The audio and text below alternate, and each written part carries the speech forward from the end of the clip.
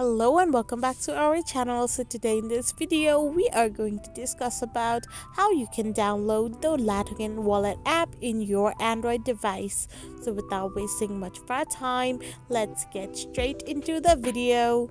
So first and foremost, all you need to do is simply tap on your Play Store app, and in the search bar simply type in LATOKEN Wallet.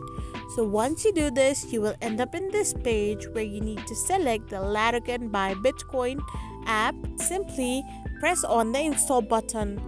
So in a matter of minutes, your app will get to start downloading.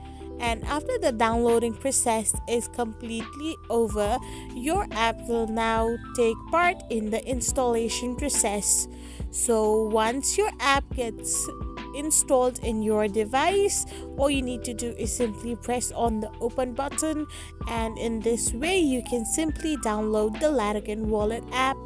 I hope you found this video helpful, so don't forget to hit that subscribe button and do give us a thumbs up. We will be back again with these informative videos.